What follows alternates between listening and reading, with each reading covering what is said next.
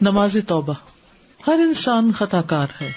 انس رضی اللہ عنہ سے مروی ہے کہ نبی صلی اللہ علیہ وسلم نے فرمایا ہر ابن آدم خطا کار ہے اور بہترین خطا کار وہ ہیں جو بہت توبہ کرنے والے ہیں. اللہ سبحانہ وتعالی بہت توبہ قبول کرنے والا ہے. ان اللہ یغفر الذنوب جميعا انہ هو الغفور الرحیم. سورۃ شورى میں آتا ہے وَهُوَ الَّذِي يَقْبَلُ التَّوْبَةَ عَنْ عِبَادِهِ وَيَعْفُو عَنِ السَّيِّئَاتِ.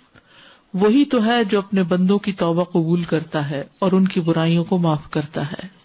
گناہوں کی کثرت کے باوجود توبہ قبول کرنے والا ہے.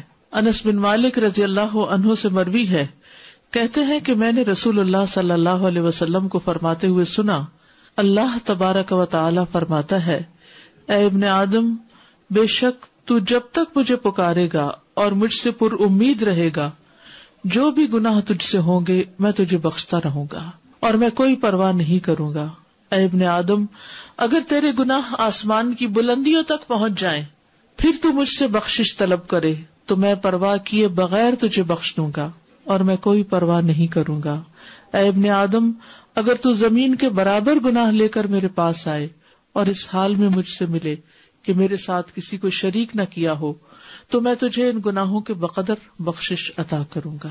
تو اللہ سبحانہ وتعالی سب گناہ معاف فرما سکتا ہے. تو اس لیے انسان کو کبھی بھی مایوس نہیں ہونا چاہیے. اللہ سبحانہ وتعالی دن رات توبہ قبول فرماتا ہے. نبی صلی اللہ علیہ وسلم نے فرمایا بے شک اللہ عز و جل رات کے وقت اپنا ہاتھ پھیلاتا ہے تاکہ دن کا گناہگار توبہ کر لے اور دن کو اپنا ہاتھ پھیلاتا ہے تاکہ رات کا گناہگار توبہ کر لے یہاں تک کہ سورج اپنے مغرب سے طلوع ہو جائے. جان نکلنے سے پہلے تک توبہ قبول کرنے والا ہے. ابن عمر کہتے ہیں کہ نبی صلی اللہ علیہ وسلم نے فرمایا بے شک اللہ بندے کی توبہ اس وقت تک قبول کرتے ہیں جب تک اس کی روح حلق تک نہ پہنچ جائے. تو اس لیے انسان کو کبھی بھی مایوس نہیں ہونا چاہیے. نماز توبہ کی فضیلت. نبی صلی اللہ علیہ وسلم نے فرمایا جو بندہ بھی کوئی گناہ کر بیٹھے پھر اچھی طرح وضو کر کے کھڑا ہو اور 2 رکعت نماز پڑھے پھر اللہ سے بخشش مانگے تو اللہ اسے بخش دیتا ہے تاکہ انسان کے دل پر گناہوں کا بوجھ نہ ہو، گلٹ نہ ہو. پھر آپ نے یہ آیت پڑھی والذین اذا فعلوا فاحشۃ او ظلموا انفسهم ذکروا اللہ فاستغفروا لذنوبهم ومن یغفر الذنوب الا اللہ ولم یصروا علی ما فعلوا وهم یعلمون. ایسے لوگوں سے جب کوئی فحش کام ہو جاتا ہے یا وہ اپنے آپ پر ظلم کر بیٹھتے ہیں تو فوراً انہیں اللہ یاد آ جاتا ہے اور وہ اپنے گناہوں کی معافی مانگتے ہیں اور اللہ کے سوا اور کون ہے جو گناہ معاف کر سکے، اور وہ جانتے بوجھتے اپنے کیے پر اصرار نہیں کرتے. لیکن یہ یاد رکھیے کہ جو نماز انسان پڑھے توبہ کے لیے وہ بہت عمدگی سے پڑھے، اس طرح کہ خشوع و خضوع ہو. جیسے حدیث میں آتا ہے جو آدمی وضو کرے اور اپنا اچھی طرح وضو کرے پھر 2 یا 4 رکعتیں پڑھے اور ان میں اچھے انداز میں ذکر و اذکار اور خشوع و خضوع کرے پھر اللہ سے بخشش طلب کرے تو اس کو بخش دیا جائے گا. تو یہ ضروری ہے کہ وضو بھی اچھا ہو اور نماز بھی توجہ سے پڑھی جائے.